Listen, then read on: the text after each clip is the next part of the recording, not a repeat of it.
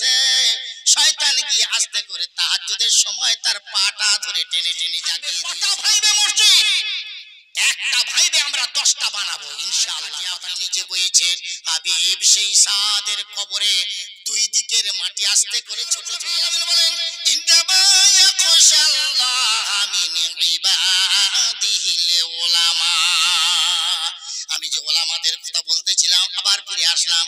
আল্লাহ রাব্বুল আলামিন বলেন ইন্নামা ইয়াখশাল্লাহ মিন ইবাদিহিল উলামা। এই পৃথিবীতে যত মানুষ আছে এই মানুষের মধ্যে আমার ওলামা বান্দারা আমাকে বেশি ভালোবাসে। সুবহানাল্লাহ। ওলামারা আমাদের কি ইঞ্জিন, ওলামারা আমাদের মুক্তাদা, ওলামারা আমাদের নেতা। আল্লাহ তাদের সম্পর্কে বলছেন ওলামারাই আমাকে সবথেকে বেশি ভালোবাসে। হ্যাঁ, কোন আলেম পদস্খলন হতে পারে, মুহূর্তের জন্য কোন মানুষ ওলামা ভুল করতে পারে, কিন্তু আপনি শুধু ভুলটা দেখলেন, তার পেছনে কান্নাটা কি দেখেছেন? আপনি দেখেছেন? একজন ওলামা ভুল করার পরে যখন সে বুঝতে পারে ভুল করলাম, রাতের অন্ধকারে তাহাজ্জুদের পরে যখন সে কাঁদে, চোখের পানি ছেড়ে দিয়ে এমন টুকরে টুকরে কাঁদে, আল্লাহ রাব্বুল আলামিন পাপ করেছে ঠিক, আল্লাহ রাব্বুল আলামিন ওর জীবনের যত গুনাহ সব মাফ করে দিয়েছে। ভাইরা, আবার একটা ঘটনা আছে। একজন বুজুর্গ, একজন আলেম প্রতি রাতে তাহাজ্জুদের নামাজ পড়ে। একদিন শয়তান এসে তার গা হাত টিপে দিয়েছে। গা হাত টেপার পরে আর তাহাজ্জুদ পড়তে পারলো না, উঠতে দেরি হয়ে গেল। ফজরের নামাজে উঠেছে। ফজরের নামাজ পড়ে এত কান্না, সারা দিন কেঁদেছে, তাহাজ্জুদ পড়তে পারেনি বলে আল্লাহ তার এত নেকি দিয়েছে, এত নেকি দিয়েছে, 70 বছরের তাহাজ্জুদের সব আল্লাহ তার আমলনামায় দিয়েছে। শয়তান বুঝলো আমি তোরে তাহাজ্জুদ নামাজ কাজা করে দিয়েছিলাম নেকি কম হওয়ার জন্য, কিন্তু এত কান্না কেঁদেছে, আল্লাহ 70 বছরের তাহাজ্জুদের সওয়াব আল্লাহ দিয়েছে, আমি তো এটা চাই নাই। পরের রাতে আল্লাহর বান্দা, আলেম বান্দা ঘুমিয়েছে, শয়তান গিয়ে আস্তে করে তাহাজ্জুদের সময় তার পাটা ধরে টেনে টেনে জাগিয়ে দিয়েছে। আল্লাহর ওলি বললেন কে তুই বল। আল্লাহর বান্দা আলেম বলেন কে তুই আমার ঘুম থেকে জাগিয়ে দিলি? শয়তান বললেন হুজুর আমি শয়তান। বলে তোর কাজ তো ঘুম পাড়িয়ে দেওয়া, তুই ঘুম থেকে তুললি কেন? বলে হুজুর আর ভুল করবো না, ভুল তো একবার করেছি, গত রাতে আপনার গা টিপে পা টিপে ঘুম পাড়িয়ে দিয়েছিলাম, তাহাজ্জুদ করতে দিইনি। এত কান্না কেঁদেছেন, 70 বছরের তাহাজ্জুদের সওয়াব আল্লাহ আপনার আমলনামায় দিয়েছে। হুজুর আর ভুল করবো না, প্রতি রাতে আমি তাহাজ্জুদ পড়ার জন্য ডেকে দেবো। 1 রাকাত 2 রাকাত 6 রাকাত 8 রাকাত 12 রাকাত এক রাতে তাহাজ্জুদের সওয়াব আপনি পান, কিন্তু 70 বছরের তাহাজ্জুদের সওয়াব আপনাকে যেন না পেতে হয়, এজন্য আমি রাতের বেলা আপনাকে জাগিয়ে দিতেছি। ওলামাদের ভুলটা দেখেন আর ওদের কান্না দেখেন নাই, ওদের চোখের পানি দেখেন নাই। আল্লাহ নিজেই বলেছেন ইন্নামা ইয়াখশাল্লাহ মিন ইবাদিহিল উলামা। ওলামারাই আমার প্রিয় বান্দা, যারা রাতের অন্ধকারে কাঁদে, এর থেকে ভয় ভীতিকর বান্দা আর আকাশের নিচে একজনও নাই। জোরে বলেন সুবহানাল্লাহ। আমার ভাইরা, এ তো দুনিয়ার ব্যাপার। আল্লাহ রাব্বুল আলামিন আলেমদের সম্পর্কে বলছেন ওয়াকুনু মা'আস সাদিকিন। এ আমার মুমিন বান্দারা, মুসলমানেরা, শোন, কার পিছনে ছুটবি, কার নেতৃত্বে ছুটবি, কার পিছনে ইক্তেদা করবি? আমার আলেম বান্দা সাদিকিন, যারা সত্যবাদী, আমার আলেম বান্দাদের সাথে থাক। জোরে বলেন সুবহানাল্লাহ।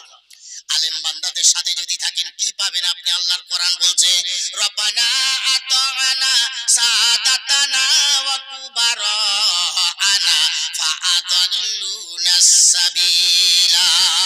কিয়ামতের দিন, মুসিবতের দিন, একদল মানুষ আবুল কামড়াবে আর আল্লাহকে বলবেন আল্লাহ আমরা যাদের পিছনে ছিলাম, যেসব নেতাদের পিছনে আমরা ছিলাম, তারাও জাহান্নামে যায়, আমাদেরকেও জাহান্নামে যেতে হবে। আমরা দুনিয়ার জীবনে ভুল করেছি, নেতা চিনতে পারি নাই, বন্ধু চিনতে পারি নাই, ওলামাদের পিছনে ছিলাম না, আল্লাহ আজ আমাদের জাহান্নামে যেতে হবে। রব্বুল আলামিন বুঝতে পেরেছি ওরাও জাহান্নামে যাবে, আমরাও জাহান্নামে যাব, তবে তোমার কাছে একটা ফরিয়াদ, রব্বানা আতিহিম যিগফাল আযাবি ওয়া লা'আনহুম লা'নান কাবীরা। রব্বুল আলামিন যাদের পিছনে পড়ে, যাদের সাথে থেকে জীবন কাটিয়ে জাহান্নামে যেতে হচ্ছে হচ্ছে ওদেরকে আমাদের যা আযাব দেবে আল্লাহ ওদের তুমি ডবল আযাব দিও আল্লাহ, কারণ ওরাই আমাদের পথ ভ্রষ্ট করেছে। ওদের কাছে ছিলাম, জিন্দেগি ভর ওদের নেতৃত্বে ছিলাম, ওরা আল্লাহ শোনায়নি, মসজিদের দরজা দেখায়নি, কোরআন শোনায়নি। আল্লাহ আজ আমরা ভুল করেছি, আমাদের যা আযাব দেবে ওদের ডবল আযাব দিও বন্ধু। এজন্য ওলামাদের সাথে থাকো, ওলামাদের সাথে থাকলে পাবে কি? আল্লাহ নবী আল্লাহ রাসূল বলেছেন, কোন আলিমান আও মুতাআল্লিমান আও মুহিব্বান আও মুস্তামিআন আও মুহিব্বান ওয়ালা তাকুনু খামিসা ফালাকা আও কামা ক্বালা আলাইহিস সালাতু ওয়াস সালাম। নবীজি বলেছেন, মুসলমান ইমানদার চার দলের মধ্যে থাকো, চারটে ক্যাটাগরির মধ্যে থাকো, যদি পঞ্চম নাম্বারে চলে যাও ফাহালাকা ধ্বংস হয়ে যাবে। আমি কি এর ব্যাখ্যাটা দেবো? ও ভাইয়ের একটু একটু তরজমা করবো হাদিসটার। কোন আলিমান, প্রথম নম্বর তোমরা আলেম হও, মুসলমানের ছেলে মুসলমান আলেম হও। যদি না হতে পারো আও মুস্তামিয়ান, যদি না হতে পারো তবে তোমরা মুস্তামিয়ান, মাঝে মধ্যে ওলামাদের কাছে যাও, ওলামাদের বক্তব্য শোনো, ওলামাদের কথা শোনো, হাদিস কোরআনের কথা শোনো। আল্লাহর নবী বলেছেন, আলাইকুম বিমাজালিসিল উলামা, ওলামাদের মজলিসে যাও, ওলামাদের মজলিসে বসো। আল্লাহর নবী বলেছেন, তারপরের হাদিস সেন্টেন্সটা এমন, যেমন যেমন সূর্যের প্রখর রোদে ঘাসগুলো মরে যায়, আষাঢ়ে বৃষ্টিতে যেমন ঘাসের জন্ম হয়, সঞ্জীবনী ক্ষমতা পায়, ঠিক তেমন করে ওলামাদের বক্তব্যে তোমাদের মরা দিল জিন্দা হয়, মরা ঈমান জিন্দা হয়। ওলামাদের কাছে বসো, ওলামাদের কথা শোনো। আল্লাহর নবী আবার বলেন, আও মুস্তামিআন, মাঝে মধ্যে ওলামাদের কথা শোনো, ওলামাদের মজলিসে বসো। আও মুহিব্বান, তা যদি না হয় আলেমদের অন্তর দিয়ে ভালোবাসো। তার নম্বর যদি না পারো তো সেটা হলো শেষে ঘাটি, আলেমদের ভালোবাসো। ওয়ালা তাকুনু খামিসা, 5 নম্বরে যেও না, 5 নম্বরে যদি যাও হালাকা ফাহালাকা, তুমি ধ্বংস হয়ে যাবে। সমস্ত মুসলমানের ফরজ হলো ওলামাদের সান্নিধ্যে থাকা, ওলামাদের সাথে সম্পর্ক রেখে চলা। যদি চলতে পারো ঈমান আমল আল্লাহ ঠিক রাখবে, আল্লাহ রুজিতে বরকত দেবে, ব্যবসায় বরকত দেবে, আল্লাহ তোমার ঘরে বরকত দেবে, ঈমানই মৃত্যু হবে, কিয়ামতের দিন ওলামাদের সুপারিশ পাবে ইনশাআল্লাহ। তা যদি না হয় বড় দুর্দিন আমাদের ইহকাল এবং পরকালে আছে। আমার ভাইরা, আলেম বানান, আলেম বানাতে সাহায্য করেন, হাফেজ বানাতে সাহায্য করেন। আল্লাহ রাব্বুল আলামিন এই দিনের রাস্তায় যারা অর্থ দিয়েছে, সময় দিয়েছে, আল্লাহ তাদের জন্য ওয়াদা করেছে, কি ওয়াদা? আমার রাস্তায় যারা দিয়েছো আমি আল্লাহ তোমাদের ফিরিয়ে দেব, আমি আল্লাহ মেরে দেব না, ছেড়ে দেব না। আমাদের বাংলায় একটা ঘটনা আছে, ছেড়ে দেওয়া মেরে দেওয়ার ঘটনা খুব আছে আমাদের, তবে একটা উল্লেখযোগ্য ঘটনা হলো ওই সারদা কোম্পানির ঘটনা। সারদা কোম্পানিকে টাকা দিল, হিন্দু মুসলমান সবাই দিল, 2 বছরে ডবল, 3 বছরে ডবল, 2.5 বছরে ডবল টাকা নিল, শেষ করে দিল, একটাও ফিরিয়ে দেয় নাই। আল্লাহ পাক এরকম নয়, আল্লাহ কার টাকা নিয়ে ছেড়ে দেবে, মেরে দেবে, নাউজুবিল্লাহ। আমি একটা কাহিনী শোনাচ্ছি একজন নবীর এবং কোরআনের। আল্লাহ কত দয়াবান, কত রহিম, কত রহমান, এবং আল্লাহর ভান্ডারে কোনো অভাব নাই। আপনি যা দেবেন তার অনেক গুণে বেশি আপনাকে ফিরিয়ে দিতে পারে আল্লাহ। ভাইরা আমার, হযরত ইব্রাহিম আলাইহিস সালাতু ওয়াস সালামের কাহিনী জানি। প্রতি কোরবানি আসলে ইব্রাহিম আলাইহিস সালাতু ওয়াস সালামের স্মৃতি আমাদের কাছে ফুটে ওঠে। হযরত ইব্রাহিম আলাইহিস সালাতু ওয়াস সালাম স্বপ্ন দেখলেন, সন্তানকে কবর জবাই করতেছে, কোরবানি দিতেছে, স্বপ্ন দেখলেন। আল্লাহ রাব্বুল আলামিন স্বপ্ন দেখালেন, হযরত ইব্রাহিম আলাইহিস সালাম উট দিলেন, দুম্বা দিলেন, আরো কিছু দিলেন, কিন্তু তাতে আল্লাহ খুশি হলেন না। আবার বলছেন কোরবানি দাও। বুঝতে পারলেন আমার কলিজার টুকরা সন্তান ইসমাইল ছাড়া আর কিছুই নয়। হযরত ইব্রাহিম আলাইহিস সালাম ইরাক হতে মক্কায় আসলেন, বিবিকে বললেন, বিবি হাজরা, তোমার আমার দুজনের মধ্য দিয়ে যে আল্লাহ নিয়ামত দান করেছে, ইসমাইলকে দিয়েছে, ওই ইসমাইলকে ভালো করে সাজিয়ে দাও, আমি বন্ধুর বাড়ি নিয়ে যাব। ঘটনা আপনারা জানেন, সুন্দর করে সাজানো হলো। বাবার সাথে চলছে ইসমাইল, চলে গেল মিনা পর্যন্ত। মিনার মাটিতে গেল।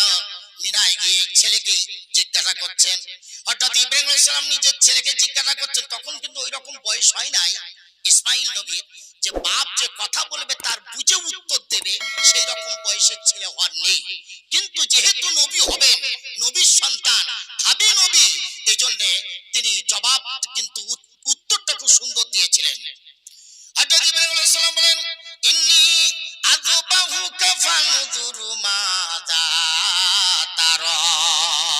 বাবা ইসমাইল, আল্লাহ তো আমাকে বলেছে তোমাকে কোরবানি দিতে, এখন তোমার মায়ের কাছ থেকে আমি তোমাকে নিয়ে এসেছি ওই কোরবানি দেওয়ার জন্য।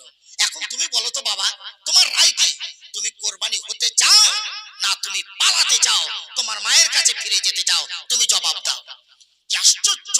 এই ছোট্ট বাচ্চা, সে কি জবাই হবার কথা বলতে পারে কোনোদিন? সে বলবে আমার মায়ের কাছে যাব, সে কাঁদবে। কিন্তু না, তা না। قال يا أبت افعل ما تؤمر ستجدني إن شاء الله من الصابرين। হযরত ইসমাইল ছোট্ট শিশু জবাব দিচ্ছে, হে আমার পিতা, যেমন তুমি স্বপ্ন দেখেছো তেমন কাজ করে নাও, আমি রাজি আছি। পালাবো না, ছুটবো না, আমি কাঁদবো না, আমার মা মা করে কাঁদবো না, আমি আল্লাহর রাস্তায় জবাই হতে, কোরবানি হতে আমি রাজি। ভাইরা আমার, আপনারা শুনেছেন ঘটনা, তবু আজকের একটুখানি আপনাদের ইঙ্গিত দিই। হযরত ইব্রাহিম আলাইহিস সালাম ছুরি নিয়ে দুটো পায়ের ওপর পা তুলে দিয়ে আর গলাটা ধরে ছুরি চালাতে যাচ্ছে। আল্লাহ রাব্বুল আলামিন অর্ডার দিলেন, ছুরি কেটো না, আমি আল্লাহ আমার বন্ধু ইব্রাহিমের সন্তান ইসমাইলের জবাই আমি চাই না। আমি দেখেছিলাম আমার ইসমাইলকে আমার ইব্রাহিম জবাই করতে পারে কিনা। আমি এমন উদ্যত দেখছি আমার বন্ধু ইব্রাহিমকে জবাই করতে পারবে পারবে পারবে। আমি আল্লাহ বুঝে নিয়েছি, খবরদার ছুরি তুমি কাটবে না। ছুরি কাটলো না, জবাব দিতেছে। ছোট্ট শিশু বলতে যাব্বা, মোহাব্বতে তোমার ছুরি চালাতে পারো নাই, তুমি চোখে কাপড় বেঁধে নাও। চোখে কাপড় বেঁধে নিল। অর্থাৎ ইব্রাহিম আলাইহিস সালাম ছুরি চালাতে গেল। আল্লাহ রাব্বুল আলামিন আওয়াজ দিয়ে বলছেন, জিবরিল তাড়াতাড়ি আমার জান্নাতি দুম্বা নিয়ে গিয়ে ছুরির নিচে দিয়ে আমার ইসমাইলকে তুলে তার বাবা ইব্রাহিম নবীর পাশে দাঁড় করিয়ে দাও। কোথায় মক্কার মিনার, আর কোথায় আল্লাহর আরশ মুআল্লা। সপ্তম আকাশের উপর থেকে জিবরিল আলাইহিস সালাম জান্নাতি দুম্বা নিয়ে মুহূর্তের মধ্যে এসে ছুরির নিচে দিয়ে ইসমাইলকে তুলে নিয়ে পাশে দাঁড় করিয়ে দিল। রক্ত হাতে লাগলো, চোখের কাপড় খুলে দিল। মনে করেছে আমি জবাই করতে পেরেছি, কোরবানি হয়ে গেছে। কাপড় খুলে, চোখের কাপড় খুলে দেখে ইসমাইল আলাইহিস সালাম পাশে দাঁড়িয়ে, আর দুম্বা জবাই হয়ে গেছে।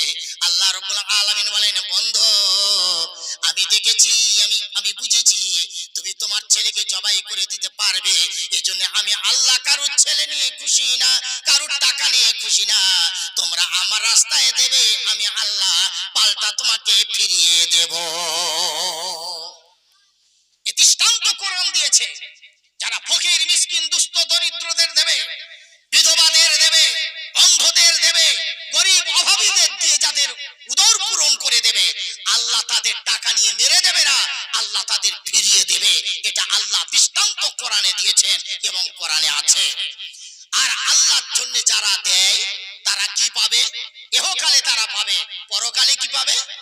আল্লাহ রাব্বুল আলামিন বলেন, ইন্নাল্লাহা আশতারা মিনাল মুমিনিনা আনফুসাহুম ওয়া আমওয়ালাহুম বিআন্না লাহুমুল জান্নাহ। এসবগুলো আমরা পড়ি শুধু, এর ব্যাখ্যা আমরা বুঝি না, আমরা বোঝারও চেষ্টা করি নি। ওরে ভাই, যারা আল্লাহর রাস্তায় দান করে, জান দেয়, রক্ত দেয়, মাল দেয়, আল্লাহ তাদের জন্য জান্নাত খরিদ করে দিয়েছে, তাদের বিক্রি করে দিয়েছে। তারা জান্নাতের, এই দুনিয়াতে জান্নাতের মালিক হয়ে গেছে। জোরে বলেন সুবহানাল্লাহ। যারা এই দুনিয়াতে আপন অর্জনকারী নিজের মাল আল্লাহর জন্য দেয়, তারা এই জান্নাতে বসে, এই দুনিয়াতে বসে জান্নাতের অধিকারী হয়ে গেছে।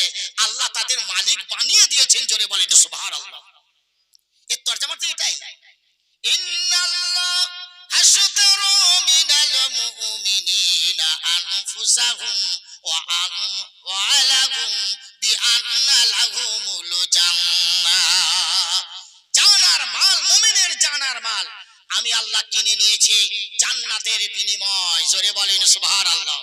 জান্নাতের বিনিময় আমি কিনে নিয়েছি। ও ভাই, আপনি বাজারে গেছেন, আপনি শাক কিনেছেন, মাছ কিনেছেন, গোশত কিনেছেন, ডিম কিনেছেন, তার বিনিময়ে কি দেন? পয়সা দিতে হয়, তো টাকা দিতে হয়। আল্লাহ বলছেন আমি তোমাদের জানার মাল নিয়েছি, তার বিনিময়ে আমি দিয়েছি জান্নাত। জোরে বলেন সুবহানাল্লাহ। ঈমানদার মরবে, জান্নাতে যাবে, কোনো সন্দেহ নাই। সেই রকম মুমিন যদি আমরা হতে পারি। হযরত সাদের ঘটনা, হযরত সাদ মদিনার নেতা, আল্লাহর নবীকে অভয় বাণী দিলেন, নবীজি ও নবী, আপনাকে আমরা মক্কা থেকে এনেছি, মক্কাবাসীর হাত থেকে আপনাকে এনেছি। আমরা জীবনে বেঁচে থাকতে আপনাকে পশমে হাত দিতে দেবো না হুজুর। আপনি উহুদের ময়দানে যাবেন, বদরের প্রান্তরে যাবেন, আপনাকে একা ছাড়বো না হাবিব, আমরা আপনাকে নিয়ে যাব, আমরা মদিনাবাসী থাকবো। হযরতে সাদ রাদিয়াল্লাহু তাআলা আনহু নবীকে অভয় বাণী দিলেন, নবী বড় খুশি হলো। একটা জিহাদে সাদের, হযরতে সাদ মদিনার নেতা হয়েও কোন জিহাদে যেতে কুণ্ঠিত হন নাই। একটা জিহাদে তীর লেগেছে কোমরে, কোমরটা ভেঙে গেল, কোমরটা কেটে গেল, উঠতে পারে নাই। হযরতে সাদ ইন্তেকাল করেছেন। বিশ্বনবী মুহাম্মদ রাসূলুল্লাহ সাল্লাল্লাহু আলাইহি ওয়াসাল্লাম হযরতে সাদের ঘরে যাচ্ছেন সাদকে দেখা করার জন্য। আল্লাহর নবী যাচ্ছেন, পিছনে সাহাবারা। নবীজি সাদের ঘরে গিয়ে জুতোটা খুলে নিলেন। সাহাবারা বলেন হুজুর জুতো কেন খুললেন? নবীজি বুড়ো আঙুলের পায়ে ভর দিয়ে দিয়ে যাচ্ছেন, আঙুলে ভর দিয়ে দিয়ে ঘরের ভিতরে ঢুকছেন। সাহাবারা বলেন হুজুর ফাঁকা জায়গা কেউ নাই, আপনি বুড়ো আঙুল দিয়ে কেন কেন হেঁটে হেঁটে যাচ্ছেন? আল্লাহর নবী বলেন আমার সাহাবারা শোনো, আমি নবী যা দেখি তোমরা তা দেখো না। আমি দেখতে পাচ্ছি হযরত সাদের ইন্তেকালে ৭০,০০০ রহমতের ফেরেশতারা হযরত সাদের ঘরে উপস্থিত হয়ে গেছে। বিশ্বনবী গেলেন, নবীজি চোখের পানি ফেলে হযরত সাদের কপালে একটা চুমু দিলেন। হযরত সাদের জানাজা হয়ে গেল। আল্লাহর নবী বলেছেন হযরত সাদের জানাজায় ৭০,০০০ ফেরেশতা কাতার দিয়ে নামাজ পড়েছে। আল্লাহর নবী জানাজার সালাম ফিরিয়ে জানাজার খাটিয়া নিজের কাঁধে তুলে নিয়েছে। সাহাবারা কেঁদে বলে ইয়া রাসূলুল্লাহ, সাদ কত ধন্য, কত ধন্য রে সাদ, তুমি যদি দেখতে পেতে তোমার খাটিয়া বিশ্বনবী রহমাতুল লিল আলামিন বইতেছে। নবীর কাছ থেকে সাহাবারা নেন, একজনের কাছ থেকে আরেকজন নেন, একজন থেকে আরেকজন নেন। একজন চিৎকার দিয়ে বলেন নবীজি খাটিয়া তো অনেক বইছি, কবরে অনেক লাশ দিলাম, তার ওজন থাকে, ভার থাকে। হযরত সাদের খাটিয়া কাঁধে নিলাম, শুকনো তৃণ, শুকনো ঘাসের থেকে হালকা, তবে কি এতে কোনো লোক নাই? আল্লাহর নবী বলেন ও আমার সাহাবারা শোনো, তোমরা খাটিয়া ধরে আছো বড়াই, ওর খাটিয়া বইতেছে আল্লাহর রহমতের ফেরেশতারা। সাহাবারা কেঁদে যারে যার, ওরে হে সাদ তুমি ধন্য, তুমি ধন্য, যদি আমি যদি তোমার জায়গায় হতে পারতাম। আল্লাহর নবী কবরের ধারে নিয়ে গেল, সাহাবারা কবরে ঢুকিয়ে দিল।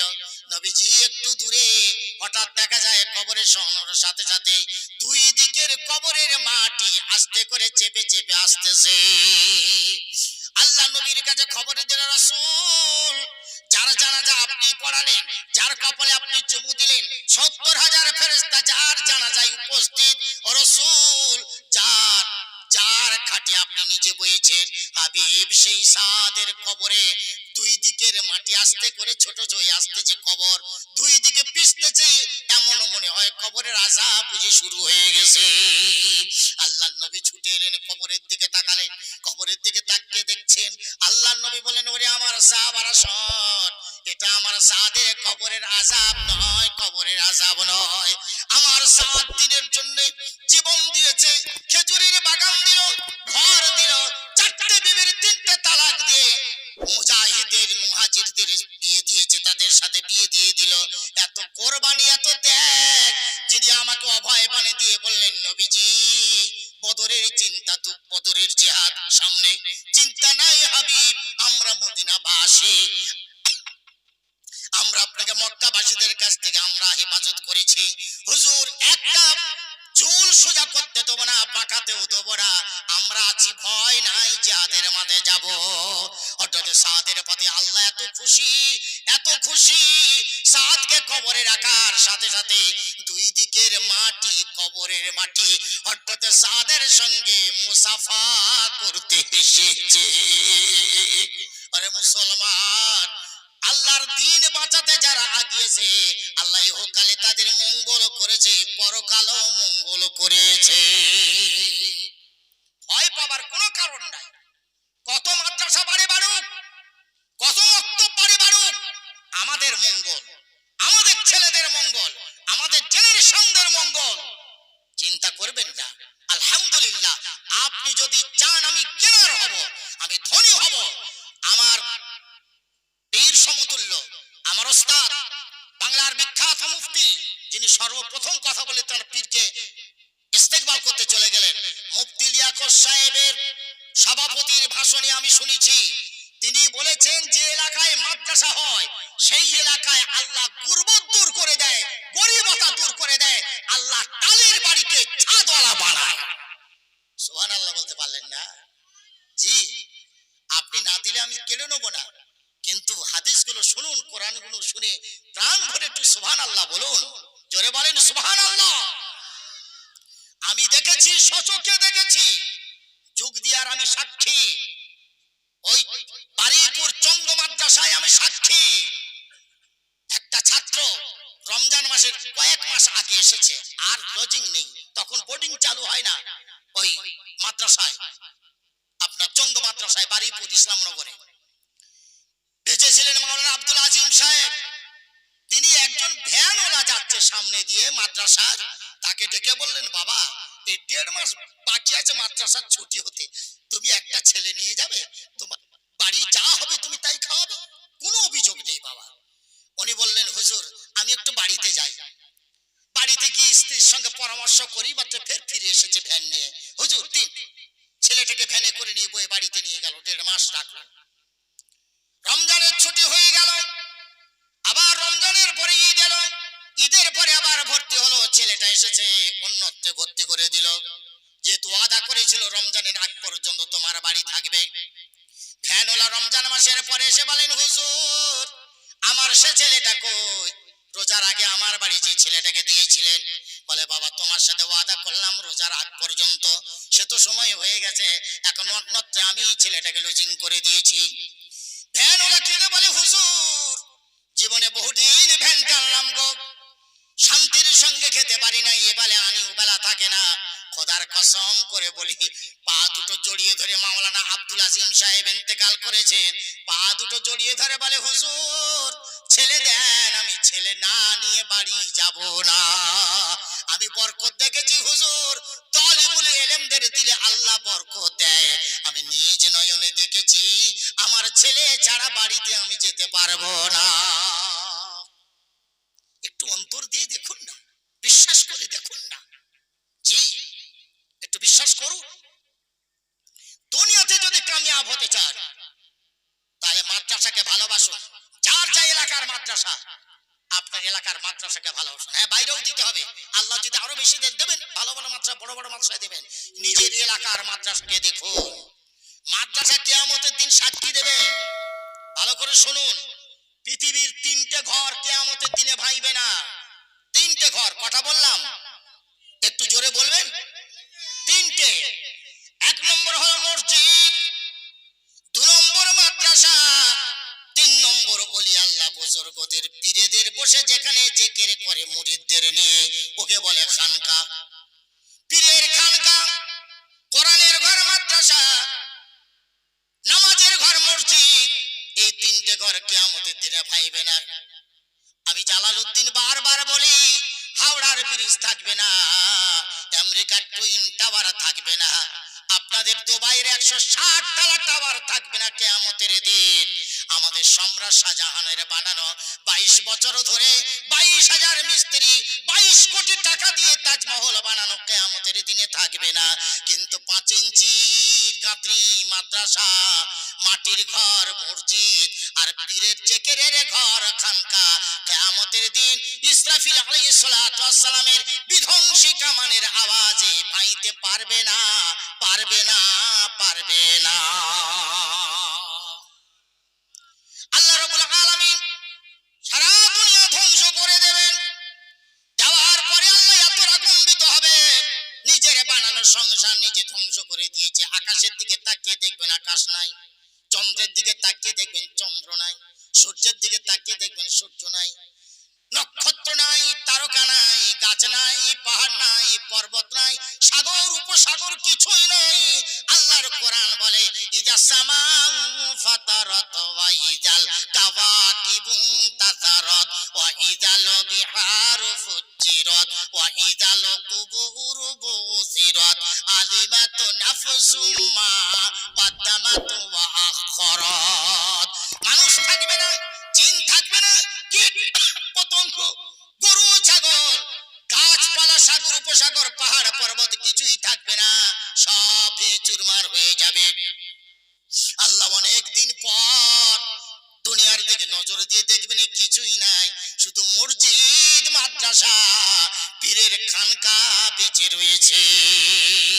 আল্লাহ নবী বলেছেন দুনিয়া ও মালউনুন ওয়া মা ফিহা মালউন ইল্লা যিকরুল্লাহ ওয়া মা ওয়ালাহু ওয়া মা ওয়ালাহু ওয়া আলিমান ওয়া মুতাআল্লিমা। আল্লাহ নবী বলেছেন পৃথিবীর সব ধ্বংস হয়ে যাবে, শুধু ধ্বংস হবে না মসজিদ, কোরআন ধ্বংস হবে না, মুতাআল্লিম ছাত্ররা ধ্বংস হবে না, আলেমান আলেমরা ধ্বংস হবে না। সরে বলতে পারেন সুবহানাল্লাহ, নারায়ে তাকবীর। আল্লাহর নবী বলেছেন কিয়ামতে সব ধ্বংস হবে, আলেমরা ধ্বংস হবে না। সুবহানাল্লাহ। হাফেজরা ধ্বংস হবে না, জোরে বলেন সুবহানাল্লাহ। মাদ্রাসা ধ্বংস হবে না, মসজিদ ধ্বংস হবে না, কোরআন ধ্বংস হবে না, জোরে বলেন সুবহানাল্লাহ।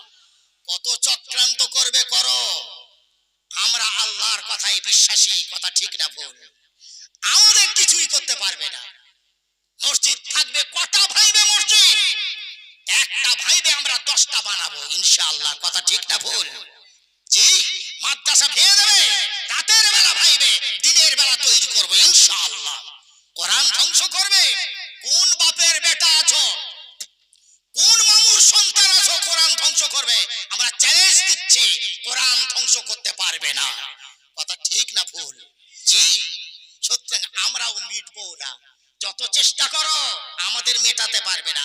আমরা থাকবো, কোরআন থাকবো, মসজিদ থাকবে, মাদ্রাসা থাকবে, আমাদের সব থাকবে ইনশাআল্লাহ। কিয়ামতের আগে আমাদের ধ্বংস করতে কেউ পারবে না, জোরে বলেন সুবহানাল্লাহ। আল্লাহ রাব্বুল আলামিন দুনিয়ার দিকে তাকিয়ে দেখবেন কিছুই নাই, শুধু আছে মসজিদ, মাদ্রাসা। ওরে মসজিদ চলে যা, জান্নাতে ঢুকে যা, মাদ্রাসা তুমিও জান্নাতে চলে যাও। মসজিদ মাদ্রাসা কেঁদে বলবেন আল্লাহ যাদের জায়গায় মসজিদ হলাম, মাদ্রাসা হলাম, আল্লাহ যারা আমাদের মুয়াজ্জিন, যারা 5 ওয়াক্ত নামাজি, ঘরে নামাজ পড়তো না, আজান হলে মসজিদে নামাজ পড়তো, রাতে দিনে হেঁটে মসজিদে নামাজ পড়তো, আমার ইমাম দাও, আমার মুয়াজ্জিন দাও, আমার নামাজিদের দাও, যারা আমাকে বানিয়েছিল তাদের দাও, আমি তাদের বিনা একা মসজিদ জান্নাতে যাব না। মাদ্রাসা বলবেন আল্লাহ আমিও তাই, যার জায়গায় মাদ্রাসা হলাম, যাদের টাকায় মাদ্রাসা হলাম, আর আমার ভিতরে যারা তালিব ইলম ছিল, ইলম অন্বেষণ করেছিল, আমাদের ছাত্র, আমাদের শিক্ষক, সব আমার পেটের ভিতরে দাও, ওদের না নিয়ে আমি একা মাদ্রাসা জান্নাতে যাব, জান্নাতে যাব না।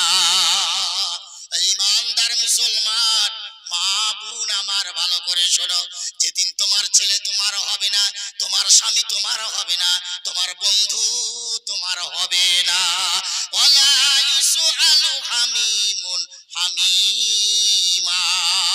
কিয়ামতের দিন তোমার বন্ধু তোমাকে দেখতে পেয়ে জিজ্ঞাসা করবে না, তোমার বাবা তোমার কাছে আসবে না, তুমি তোমার বাবার হয়ে কিছুই করতে পারবে না। অর্ধাঙ্গিনী বিবি স্বামীর জন্য কোনো উপকার করবে না, স্বামী বিবিরও কোনো উপকার করবে না, এমন ভয়ঙ্কর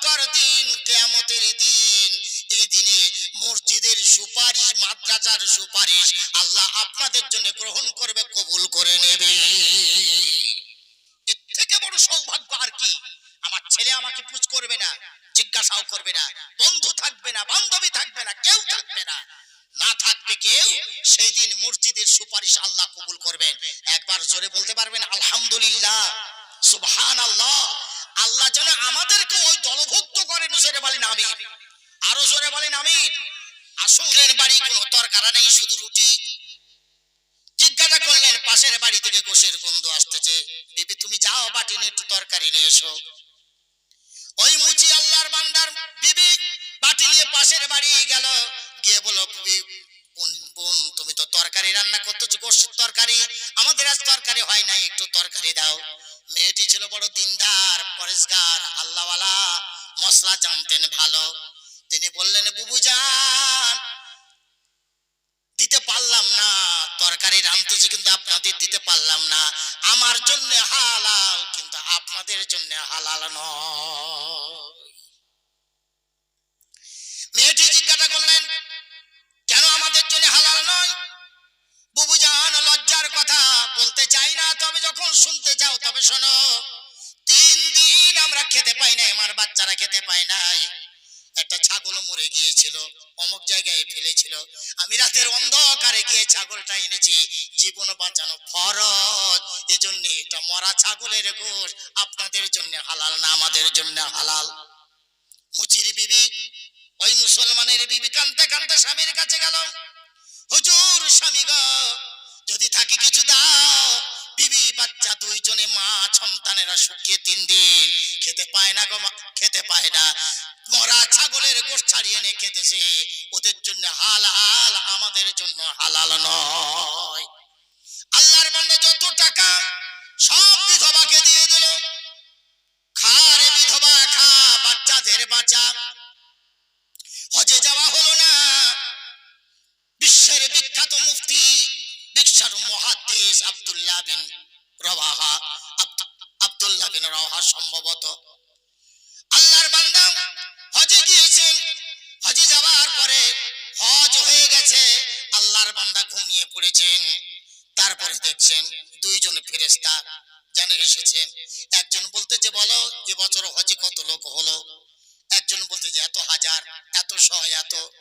আর একজন বলল, পাল্টা প্রশ্ন করলেন কত হাজির হজ কবুল হলো? দ্বিতীয় ফেরেশতা বলছেন একজনেরও হজ আল্লাহ কবুল করে নাই, তবে হ্যাঁ একজন মুচি মুসলমানের ওসিলায় আল্লাহ সবার হজ কবুল করে নিয়েছে। প্রশ্ন করলো সে মুচি আবার কোন মুসলমান, সে কে, বাড়ি কোথায়? উনি আবার বললেন অমুক জায়গায় বাড়ি। হজের জন্য যত টাকা রেখেছিল একজন বিধবা অনাথ সন্তানদের সব দান করে দিয়েছে। আল্লাহ কারুর হজ কবুল করতো না, এর দানের বিনিময় হজের টাকা সকলকে দেওয়ার, ওই বিধবাদের দেওয়ার কারণে আল্লাহ এরও হজ কবুল করেছে, ওর ওসিলায় সবার হজ আল্লাহ কবুল করে নিয়েছে। মুহাদ্দিস সাহেব ঘুম ভেঙে গেল, হাঁটতে হাঁটতে ওই গ্রামে এলো, পরিচয় নিয়ে জানলেন উনি মুসলমান মুচি। বললো ভাই তুমি কি কাজ করেছো বলো? আমি হজের ময়দানে কাবা শরীফের হেরেম শরীফে শুয়ে স্বপ্ন দেখলাম আল্লাহ তোমার উসিলায় সবার হজ কবুল করেছি, বলো তুমি কি কাজ করেছো বলো। মুচি কেঁদে বলেন ভাই আমার কর্ম হলো মুচি, কর্মে আমি মুচি, আমি একজন মুসলমান। হজে যাওয়ার সাথ ছিল, জীবনের তিল তিল করে টাকা করে রাখলাম হজ করার জন্য, কিন্তু একদিন পাশের বাড়ির খবর নিতে পারলাম না, আমি শুনলাম 3 দিন খাওয়া হয় নাই, মরা ছাগলের গোশত এনে খেতেছি, আমার মনে দয়া হলো আমি হজ করবো না। ওই অনাথ এতিম বিধবাকে দিয়ে ওরা খেয়ে বাঁচুক, আমার টাকাগুলো সব ওই বিধবার হাতে দিলাম ওই এতিম বাচ্চাদেরকে বাঁচানোর জন্য। আমার মনে হয় এই কারণে আমার আল্লাহ আমার যত আমার হজ কবুল করেছে, আমার ওসিলায় আল্লাহ সবার হজ কবুল করে নিয়েছে। জি সহি ঘটনা, বানাওটি কথা নয়। আর আমি জালালউদ্দিন আলহামদুলিল্লাহ, আমি কারো শোনা কথার বানাওটি কথা আমি বলিনি, আলহামদুলিল্লাহ। আমি চেষ্টা করি ভালো কথা শোনাতে, আমি চেষ্টা করি আপনারা সহি আমল করবেন, এরকম চেষ্টা করি।